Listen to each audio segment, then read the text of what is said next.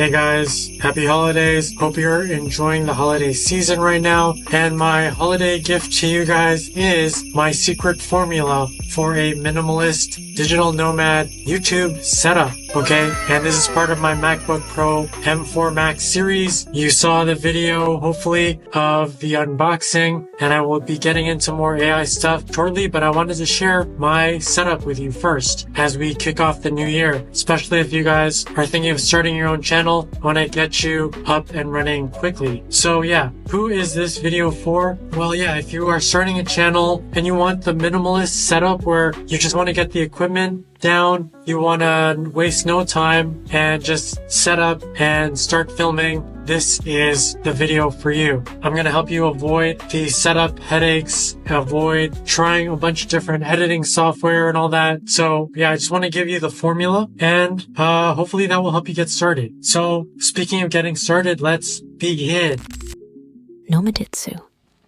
Alright, so let's just talk a little bit about the specifics of this setup, and it's going to be a little bit different maybe from other setups you've seen. This is specific for a digital nomad use case, and what do I mean by that? So for me, digital nomad is kind of a lifestyle, and it's central, the central thing about it for me is you don't have a fixed home. Like you are ready to move at a moment's notice, and that for me means flexibility, freedom. You also live more of a minimalist lifestyle, so you try not to accumulate stuff and you just want to focus on your essentials. So anything that you get should be really meaningful and functional. So what I specifically look for in this equipment is that it's portable. It has to fit into a backpack. It has to be the least amount of equipment. It should be the smallest equipment possible. It needs to be durable. It needs to be replaceable, and it has to have multifunctionality. The more functions it has, the less space it takes up, and therefore it becomes more valuable in your pack. So also just getting the most bang for your buck. So you're making sure that your dollars are spent well and you're getting a lot back for it.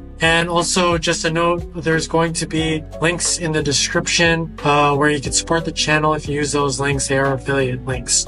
So thank you in advance for that. Okay, so now a setup tour. So this right here is my YouTube setup, and you see two laptops here. I'm going to get into why that is. You don't need two laptops. I'm just showing you my old laptop on the right here and my current new laptop, which you saw in the unboxing in the last video. But what I found out is that you could link them together, and this becomes a multi-screen setup, really inexpensive, especially if you are planning to upgrade your laptop and you don't mind keeping or holding on to the old laptop, especially if it's like an old M1. Any M series MacBook is going to be really like valuable for probably a couple more years. So yeah, my setup has two laptops here, but it's totally optional. You don't need two of them. Alright guys, I want to show you a little example here of my dual monitor setup with two laptops instead of a laptop and a monitor. So here, my other older laptop is my MacBook Air M1 13-inch, and this is the new laptop. So I'm going to activate the screen mirroring here, right? And I'm going to say MacBook, and now you'll see that this has my extended display, and you can see the mouse is moving across, right? I just have one mouse, and now I'm going to show you I could now just move this into the other laptop. So when I discovered this, you know, maybe this is common knowledge to everyone, but I just discovered this feature and I was like, no, I don't need to buy another monitor or like a portable monitor. I could just keep my old laptop, and now I have a portable monitor if I want. I could just pack this up and I just have my two laptops, and I now have a dual monitor setup anywhere I go. So yeah, I just wanted to show you that neat little hack. It also has a mouse, basic setup with a webcam and two lights on tripods, and that's it. So this is what took me months and months to figure out, to boil it down to like a high impact, minimal setup that you could fit in your backpack. All right, so let's get straight into the equipment. All right, so here you go. You could just take a screenshot of this if you want. But yeah, and I'll also have links to all these in the description. But let's get into it. So we have the laptop, of course. This is like your centerpiece that's going to be like the workhorse of all your work. So I think it's good to invest in a good M series Mac. And pretty much if you're not doing too much local AI, I mean, you could still be doing local AI even on an early MacBook M1, which I had, a MacBook Air M1, 13-inch. That was still really serviceable. Like I was still producing pretty much every video that I did up until 1,000 subscribers was done on that M1 Mac. So yeah, pretty much, you don't have to spend too much on a Mac. I just went a little overboard here because I'm doing a channel specifically on AI and I wanted to test those local AI use cases doing stuff offline on my Mac. So that's why I have this MacBook Pro 14-inch M4 Max. And yeah, I'll be doing a video shortly after this showing more about the AI use cases. So that's what I recommend is pretty much any M series Mac, okay? And just to be safe, go with a MacBook Pro if you want to speed up your video editing and your video exporting. But even if you got an M1, like that got me straight through to the first 1,000 subscribers. So any M series Mac will do. Next is the video. So video, I use the Insta360 link. I also have the Insta360 link to see. And just disclaimer, Insta360 sent me the link too. I bought the link to see. So yeah, that's just a disclaimer that they sent the link to me for free. But yeah, I've grown to really love the link 2 and the link 2C. Like pretty much you can't go wrong with either of these. One of the biggest headaches when you start a YouTube channel is getting that nice high quality picture. And what's beautiful about the Insta360 cameras is that it just solves that headache for you. Pretty much you could just plug it in and when you install the software, like leave all the settings and it just gives you a great picture out of the box. So yeah, I can't say enough good things about the Insta360 Link 2 and I'll actually just show you. This is the full screen footage from the Insta360 Link 2. So yeah, just wanted to show you that real quick and let's get back to the other equipment. So next you need lighting. So I shoot a lot at nighttime because that's just how it turns out. I'm trying to shoot in the day because yeah, the lighting is a lot easier. You know, if you want to be super minimalist, shoot in the day with big windows and you could even avoid this section. But what I found is that these two small lights are just so they're inexpensive, super versatile with all the different RGB settings, and they are really portable and durable. You could just throw them in a backpack and just put them on any tripod and it lights your setup perfectly. So that's what I have set up right now. I am shooting at night right now and yeah, it's lighting my setup. I've tried a bunch of lights, but these ones are the best and least expensive. So, yeah, I highly recommend these ones. The other thing is tripods. So I'm using tripods that came with some other lights that I had, but I also have this tripod over here, the Ulanzi tripod, and I'll put a link for the exact one that I have. But this one's awesome because it also has a phone holder. So yeah, multi-functionality, and it folds up really compact into like a selfie stick format. So it's even more portable than the tripods that I have holding on my lighting right now. I also use this tripod for my unboxing videos. So I just put the phone holder horizontal and I just put in a phone and that's what's giving all of the footage for my unboxing. So that's critical lighting and tripod. So next is audio. So this was one of the biggest banes of my existence, and you could find out more about I have a really loud air conditioner in this condo because I'm in Thailand, and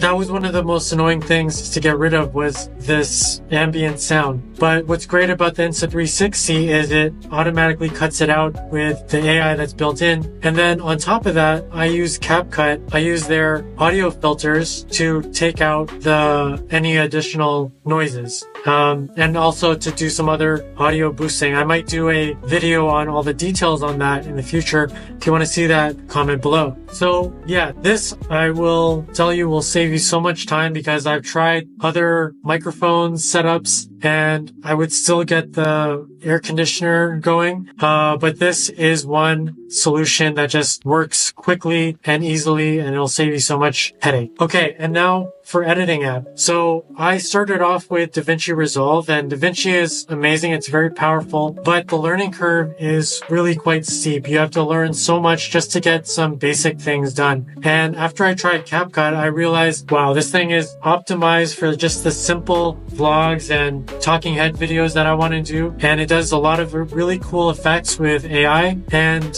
yeah, so I totally switched over to CapCut, the paid plan. And yeah, I just use that every day, and can't recommend it more. It will save you so much time because you don't have to learn all these fancy tricks that, you know, are pretty much optimized for like movie professionals and working in teams. If you're just a solo creator, CapCut is more than enough, and I prefer it. Okay, so now we're getting into like some optional things. So like I said, the second monitor is optional, but like for the whole time of getting up to 1,000 subscribers, I was just using my single 13-inch laptop, and that's it, just working from one screen. And pretty much I could work from one screen. But it did tempt me to, like, I started to think maybe I do need a second screen, and only because I discovered this recently that you could connect through screen mirroring. You could connect any Mac laptop or any Mac computer. When you connect them with screen mirroring, you could use another Mac as your second display. So instead of selling my other laptop, I'm keeping it as a portable monitor. So now anywhere I go, I could have a dual monitor setup, and it's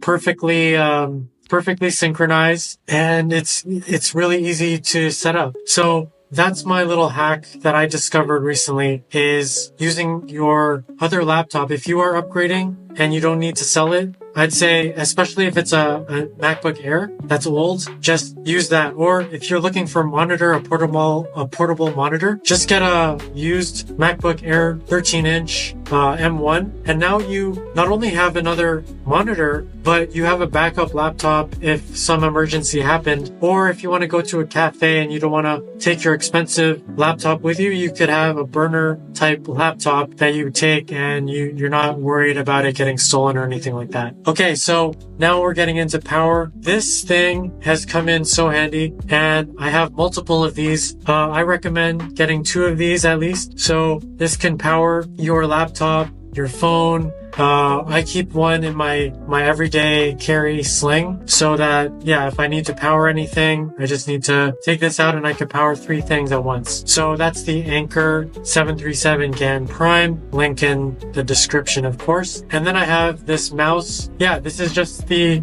most minimalist, super functional mouse. And I was debating if I should get the bigger version of this, where it had the side scrolling wheel, which is definitely handy when you do video editing. But what I found is that you could just do a keyboard shortcut, like hold shift and scroll, and that will do the horizontal scroll for you. So this passes my minimalist test. It's more minimalist than that bigger mouse. So that's why I went with the MX Anywhere 3S. And finally, we have the hub. And I have just one of these, but I recommend 2. Like, I have another hub, a different brand, but I would actually replace that other one with this one, because one, it has just a really cute design. It has the little happy face over here, but it actually has really great functionality. So it has the power delivery over here with USB-C. You have HDMI, and you have 2 functional 10 gigabit USB-Cs, another 2 USB-As. So this one's highly functional, and bonus, it has a happy face, like a electronic thing. I don't really use that, but it got me. The design got me. Only reason why I might not recommend this one is if you need Ethernet, just know that this doesn't have Ethernet. So that's the one thing that it doesn't have. Also, it doesn't have the SD card readers. If you have a MacBook Pro, that won't be a problem. But if you do have just a MacBook Air, then you might want a different USB-C hub. Oh, another thing